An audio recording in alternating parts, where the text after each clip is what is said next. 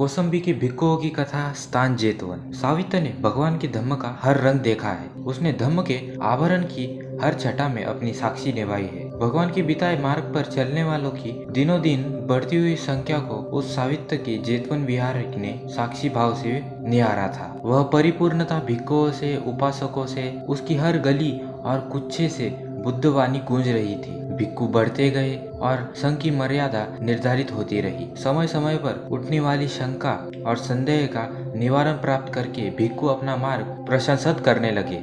विनय के नियम निर्धारित हो चुके थे। भगवान के प्रवचनों में उनका विवेचन था और विवेचनों में नियम छुपे हुए थे, जिसे बाद में लिपिबद्ध करके विनय पिटक और सुत्त पिटक में सुरक्षित कर लिया गया। परंतु भगवान की उपस्थिति में यह सब नहीं हुआ था। शास्त्र स्वयं उपस्थित रहते थे। किसी भी मसले के निराकरण के लिए, मार्गदर्शक के लिए और उनकी उपस्थिति में यह प्रवचन या विनय ही भिक्खुओं के लिए प्रमाण थे, किसी भी मुद्दे को तय करने के लिए। एक बार कौसंबी के घोषिताराम विहार में विनयधर और धर्म कथित भिक्खुओं में मतभेद उभर आया। उनमें झड़ेबाजी हो गई। संघ खेमों में बढ़ गया। एक पक्ष का तर्क था भगवान का विनय शासक ही सर्वोपरि है और दूसरे का मत था प्रवचन ही निर्धारक है। किसी भी बड़े मुद्दे के निवारण हेतु दोनों एक दूसरे के पक्ष को नहीं समझ रहे। वह आपसी विचार विमर्श में यदा कदा ऐसी बातों में उलझ जाते थे। तथागत ने उन्हें ऐसी बातों पर कलह नहीं करने को कहा, परंतु दोनों पक्ष उलझे रहे। तथागत ने इस समय और कुछ कहना उचित नहीं समझा। वर्षावास था। तथागत उन भिक्खुओं को छोड़कर चले गए।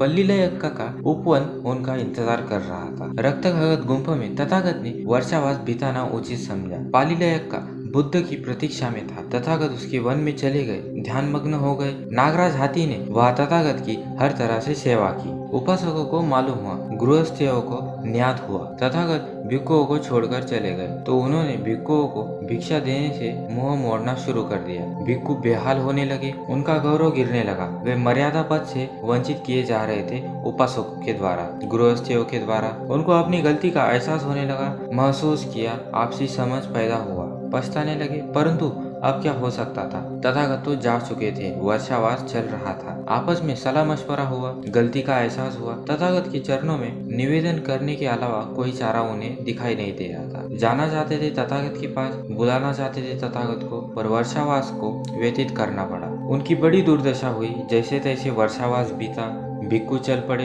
तथागत के पास अपनी भूल की माफी मांगने के लिए। तथागत महाकारुणिक है, क्षमाशील है, दया का सागर है। भिक्खुओं ने अपने मन में उपजे आशयों की जड़ को जान लिया, पहचान लिया, उसे बाहर निकाल फेंका। तथागत से निवेदन करने गए। सभी गए, दोनों पक्ष गए। भिक्खु आनंद के साथ 500 भिक्खु तथागत के पास पहुंच गए। उन्होंने नमन किया, वंदना की, महाकारुणिक चरणों में गिर पड़े। सभी के लिए उनके दिल में अपार प्रेम और करुणा की बयार सदा बहती रही। उस दिन भी बही। भिक्खु प्रायश्चित करके शुद्ध हो चुके थे। भगवान ने उन्हें मार्ग पर चलने की याद दिलाई, अभ्यास करने की स्मृति जगाई। वह बोले, उठो भिक्खुओं, एक ना एक दिन हम सबको मृत्यु के ग्रास बनना है, मरना है। यह झगड़े, फसाद, कलह, यह सब व्यर्थ है। हमें कलह नहीं करनी चाहिए। कभी भी यह नहीं सोचना चाहिए कि हम अमर रहेंगे, कभी भी मरने नहीं वाले। सोचना है तो सोचो मुक्ति की, उस अमृत पद को प्राप्त करो जो असीम शांति देगा, निर्वाण देगा। उस पर चलो, उसी पर अपने ज्ञान चक्षु दौड़ाओ, ध्यान लगाओ। अरे आप लोग तो मुमुक्ष हो,